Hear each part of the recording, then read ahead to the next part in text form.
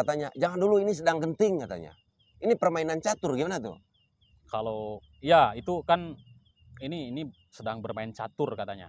Ya. Jadi menurut Kang Heri kalau main catur itu apa sih sebenarnya? Jadi Coba begini ya. dijelaskan dulu. Kalau permainan catur ya permainan catur. Ya, bermain catur. Waktu kemarin itu coba Iya, ceritakan. ya kalau bermain catur itu kan sebetulnya bermain catur. Bermain catur. Tapi ya. justru saya juga bingung nih Bang Jack. Setelah mendengar apa yang disampaikan oleh Pak Yosep, hati-hati ini sedang genting nih. Terus ini kan apa katanya? Bermain catur. Ini bermain catur dan mengatakan bahwa saya ini pemain catur. Ada kan bahasa seperti itu? Ada bahasa seperti itu, cuman aku juga nggak paham itu bahasa itu. Iya, jadi begini, justru saya juga berpikir, sedangkan Pak Yosep itu kan bukan grandmaster. Iya. Tapi dia itu kan pemain golf yang sering. Tapi kenapa sekarang tiba-tiba beliau mengatakan bahwa saya sedang pemain catur dalam konteks pembicaraan dengan Bang Jack. Iya. Lalu siapa sebetulnya yang bermain catur?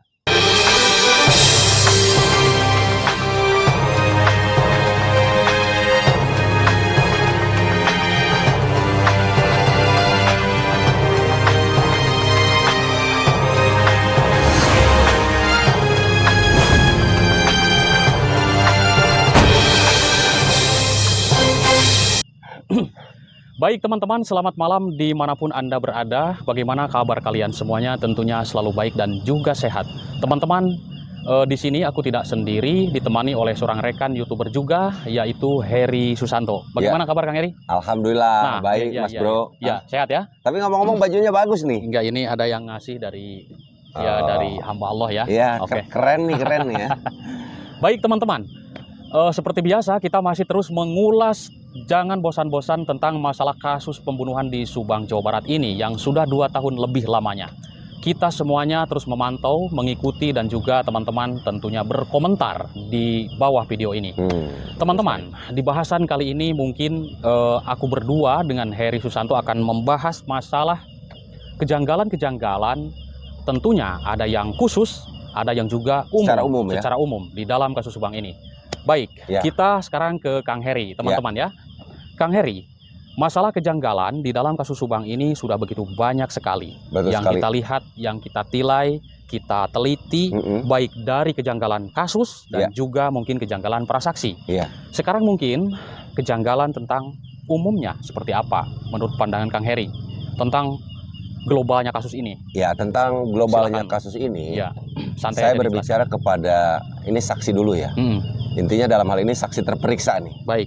Saksi terperiksa dalam arti saksi yang memang sering sekali diperiksa oleh pihak kepolisian guna untuk pengungkapan kasus ini. Bahwa ini sudah disampaikan juga oleh beberapa pihak nih. Baik. Bahwa saksi terperiksa saat ini itu semuanya memiliki peluang untuk bisa ditetapkan menjadi tersangka. Oh iya. Begitu Bang Jack ya. Iya. Dalam hal ini saya akan membahas terkait persoalan saksi itu. Mungkin teman-teman juga banyak yang bilang banyak saksi yang memang bohong. Baik. Atau tidak jujur. Terkadang kan obrolan misalkan di salah satu channel YouTube misalkan, karena memang saksi kan sekarang sering banyak speak up tuh. Terkadang apa yang disampaikan di awal, di tengah, dan di akhir itu terkadang berbeda-beda. Dan ini sebetulnya bukan di salah satu saksi saja. Mayoritas, ini kan kita berbicara konteks secara umum nih. Umum dulu ya. Mayoritas memang kalau untuk persoalan berbeda sebuah statement, itu pada dasarnya semua Bang ya. Semua ya? Ya, seperti itu. Ya, nah, oke, silakan. Tetapi dalam hal ini, kita kan sangat ramai sekali nih untuk saat ini. Terutama untuk saksi-saksi yang bisa dikatakan bahasanya apa ya? Yang sering sekali dimintai keterangan ini. Oh iya, oleh penyidik ya? Iya, oleh penyidik ya. Misalkan kita sebut saja nih, misalkan termasuk Danu, termasuk Pak Yosep, termasuk juga Yoris ya. Untuk saat ini sangat ramai sekali Bang Jack. Kenapa?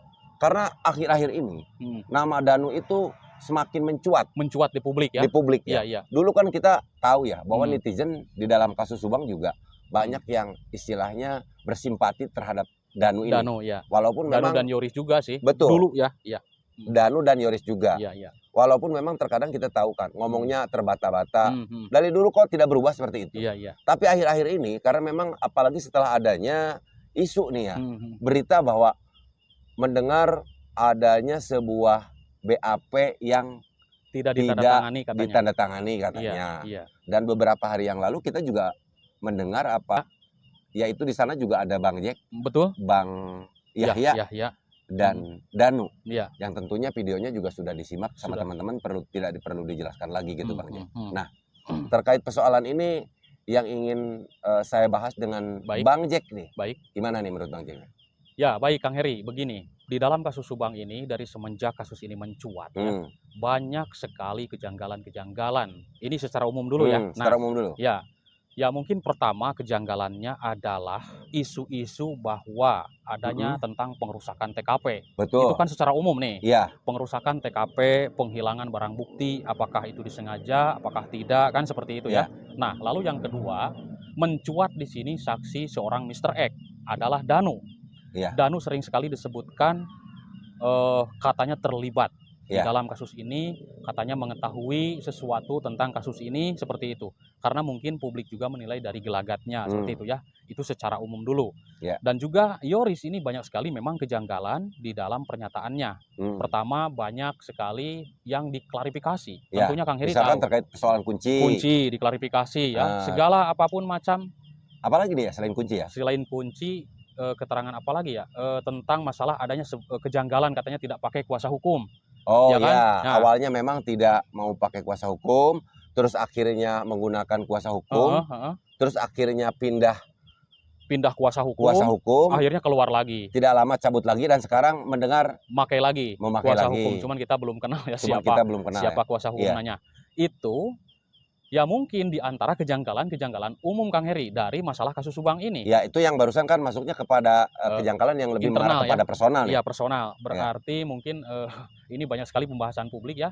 Nah, lalu komentar publik mengatakan tangkap dulu satu, nanti akan merembet katanya. Nah, Kang Heri, menurut Kang Heri kalau misalkan ini Danu nih, atau Yoris lah salah seorang, atau Pak Yosep ya, ditetapkan mungkin oleh polisi, oleh penyidik sebagai tersangka. Apakah menurut Kang Heri ini pandangan ya? Merembet nggak kira-kira? Ya kalau misalkan ada salah satu yang ditetapkan sebagai tersangka, kalau misalkan tentunya pihak kepolisian juga nih ya, saya memiliki keyakinan nih, karena memang kita sering mendengar bahwa pihak kepolisian sudah mendapatkan barang bukti, sudah mendapatkan alat bukti, sudah memiliki juga data saintifik. Nah sampai sekarang ini belum menetapkan karena memang ini bentuk kehati-hatian pihak kepolisian. Tapi kalau seandainya nanti ada penetapan dan salah satu misalkan ada, ya tentunya memang ya itu tadi kan bahwa semua saksi di dalam kasus Subang ini memiliki peluang untuk menjadi tersangka. Teman-teman, besok akan ada pemeriksaan saksi-saksi nih di Polda Jawa Barat. Kang Heri, ini mungkin juga kalau para saksi ya agak tegang juga ya Kang Heri. Ya meskipun kita tidak boleh untuk menuduh, tapi mungkin juga ini saksi udah pada bosen diperiksa lagi. Karena aku kemarin tergelitik juga dengan pernyataan Pak Dedi di podcastnya Freddy ya. Udah capek Pak, gua periksa terus, BAP terus, udah capek katanya. Ya semoga ini BAP yang terakhir, dan Pak Dedi mengatakan 100% akan terungkap kasus ini, Kang Heri.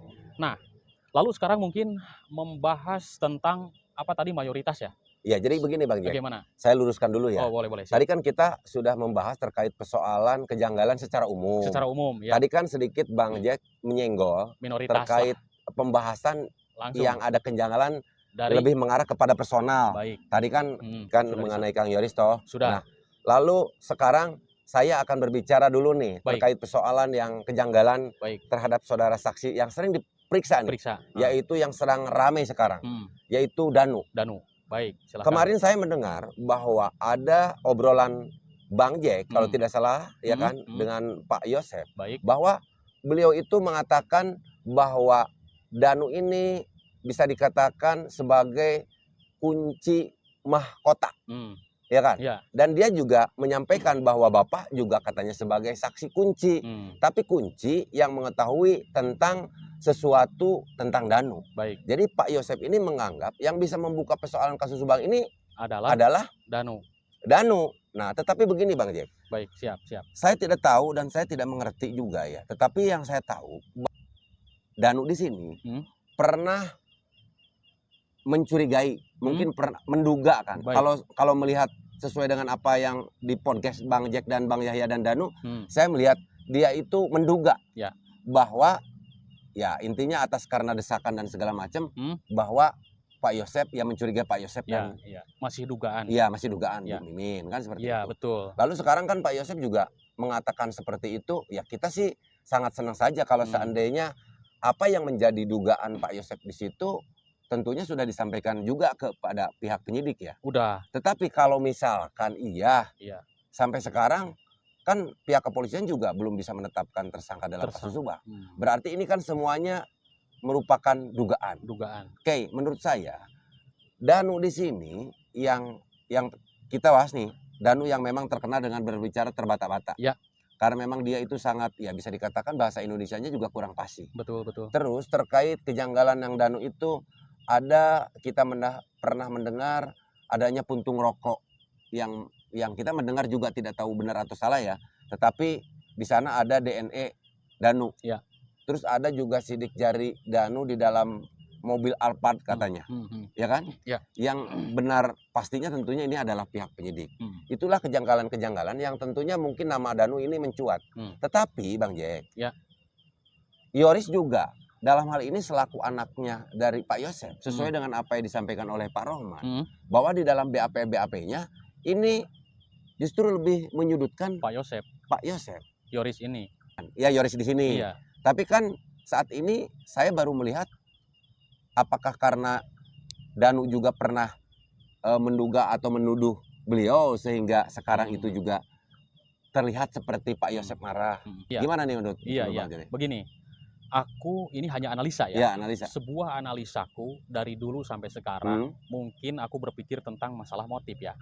Danu juga, Danu dulu maksudnya. Ya. Apa sih sebenarnya motif Danu? Misalkan melakukan sebuah pembunuhan Ibu Tuti dan Amalia, motifnya seperti apa sih Danu? Nah, aku melihat wong kehidupan sekarang juga Danu agak susah kan, mau merokok juga Bang Jack, rokok misalkan Kang Heri, rokok nih kopi kan seperti itu. Itu kita kalau melihat kehidupannya.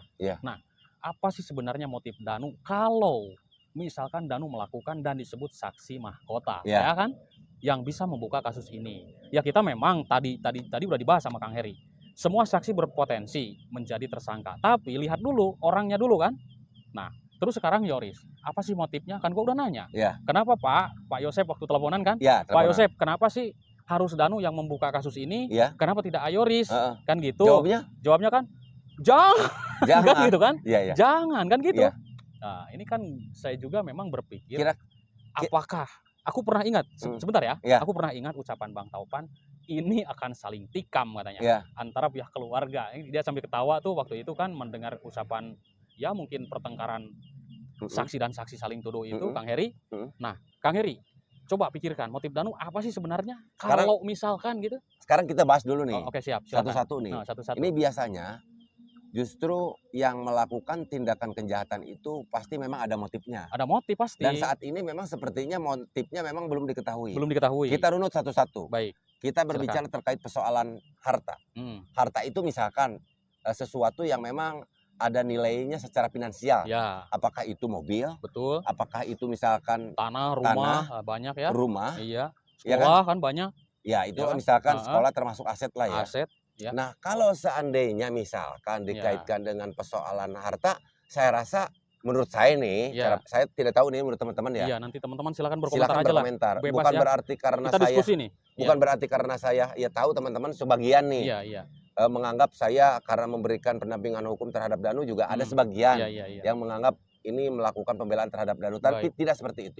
Ini perlu yang kita garis bawahi. Siapapun pelakunya nanti yang terbukti secara sah bersalah, dia harus dihukum karena memang ini perbuatan pidana. Kan kuasa hukum juga udah sepakat seperti itu. Udah sepakat dong. Ya kan ya? Iya, betul. Nah, maksudnya yang ingin saya bahas terkait persoalan harta, sepertinya Danu memang tidak masuk. Tidak masuk. Kenapa begini Bang Jack?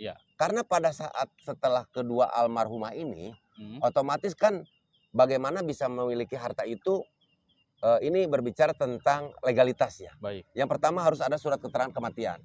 Terus yang kedua nanti ada surat keterangan ahli waris. Betul tidak ya? Jadi atas dasar keterangan ahli waris tersebut dan di sana dicantumkan bahwa sebagai pemegang ahli waris harta yang dimiliki oleh korban di sini, itu adalah para ahli warisnya. Para ahli warisnya. Jadi Danu itu tidak masuk ke dalam ahli waris. Iya, iya. Itu persoalan harta. Sekarang persoalan tahta. Saya melihat dengan, ya tadi kan disampaikan oleh Bang Jack. Danu itu bukan berarti saya menganggap bodoh ya. Iya. Tapi dia bukan kaum intelektual. Intinya dia itu bukan kaum yang cerdas. Betul. Pendidikannya juga cuman, saya tidak tahu pendidikan yang sebenarnya apa. Tidak tahu. Di sekolah yayasan itu kan mendapatkan ijazah. Oh, baik, ya. Terus mendapatkan SMP-nya saya tidak tahu di mana. Itu artinya dia itu tidak menempuh pendidikan yang benar-benar inten gitu. Iya. Sehingga wajar kalau misalkan kemampuan intelektualitasnya juga seperti itu. Jadi dia itu tidak akan mampu dan tidak ada jalan juga untuk menguasai persoalan tahta. Misalkan, misalkan dia menjadi ketua yayasan atau bendahara, itu tidak mungkin, Bang. Ya. Karena justru yang memiliki peluang-peluang itu adalah orang yang masuk ke dalam kategori ahli waris menurut pendapat saya. Iya. Satu lagi. Ya, baik. Sekarang harta tahta udah. Sekarang wanita. Kalau berbicara wanita, ya kita juga mendengar apa yang disampaikan oleh Danu.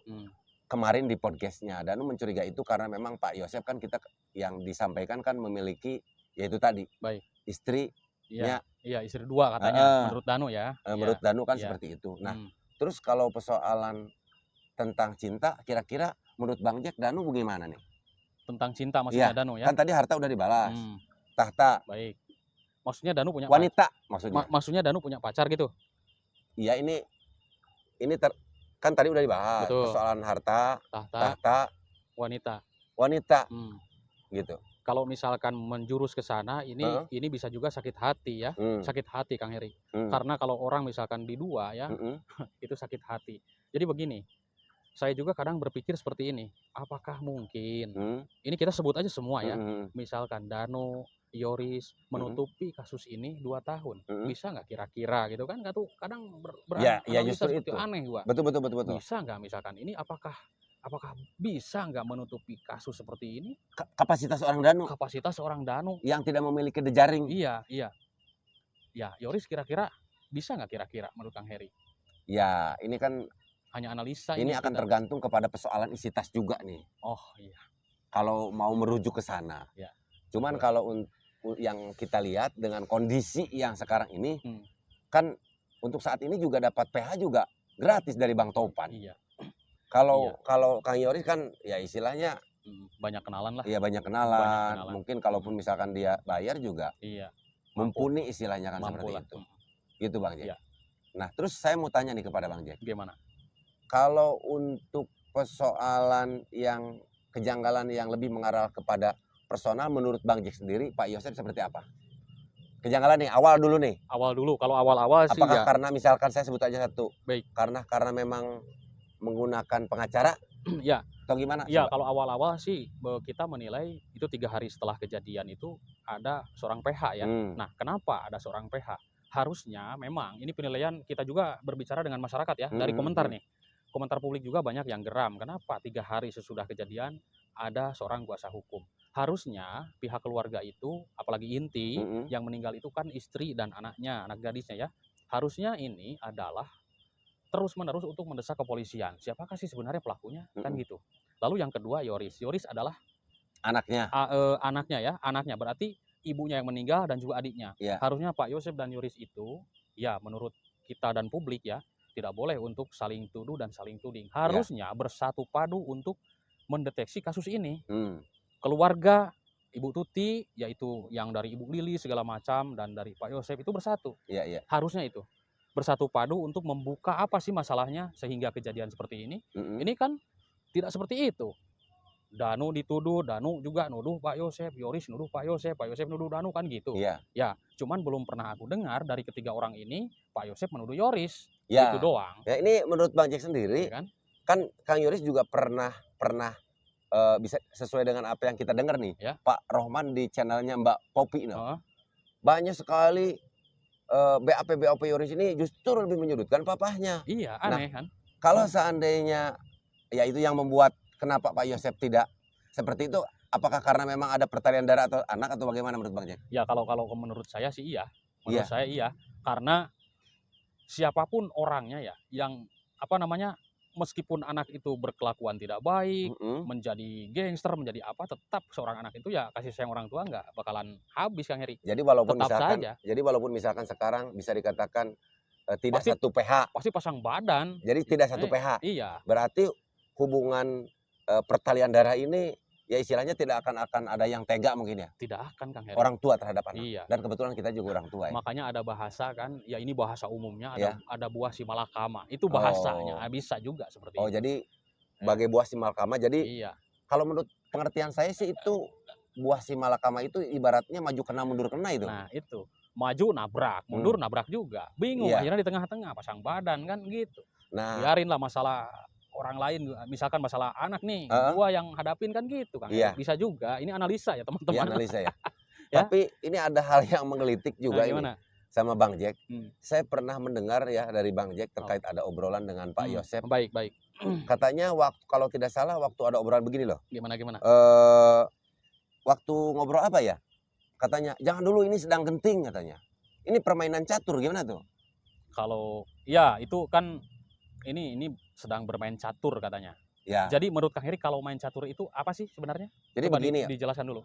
Kalau permainan catur ya permainan catur. Bermain catur. Waktu kemarin itu coba ceritakan. Ya kalau bermain catur itu kan sebetulnya bermain catur. Tapi justru saya juga bingung nih Bang Jack. Setelah mendengar apa yang disampaikan oleh Pak Yosep, hati-hati ini sedang genting nih. Terus ini kan apa katanya? Bermain catur. Ini bermain catur dan mengatakan bahwa saya ini pemain catur.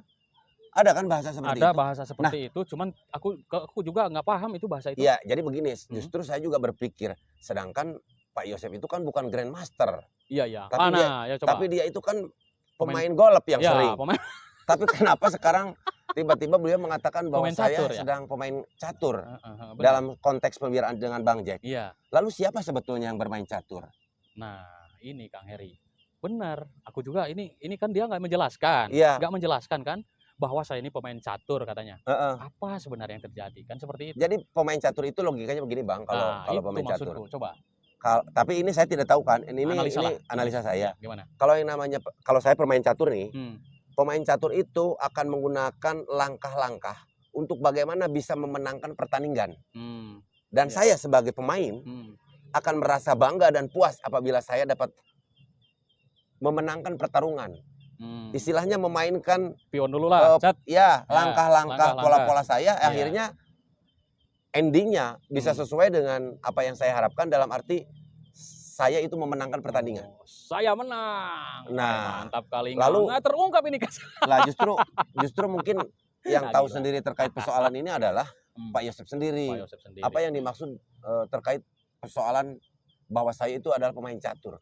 Begini, ada bahasa Pak Yosep, Danu tuh adalah saksi mahkota yang akan membuka kasus. Bukan. Seperti itu kan? Setahu dengar saya, gimana? Danu itu adalah saksi kunci mahkota. Betul. Dan ada obrolan begini, bukan, awas loh, jangan, bukan kunci Inggris. Ya, betul. Dan kalau saya adalah saksi kunci yang mengetahui tentang Danu, saya sampai ingat loh. Baik, berarti kalau ada peribahasa seperti itu, Pak Yosep tahu dong. Iya. Ya nggak? Itu analisanya atau logikanya. Seperti ginilah, tuh Kang Heri tuh saksi mahkota misalkan.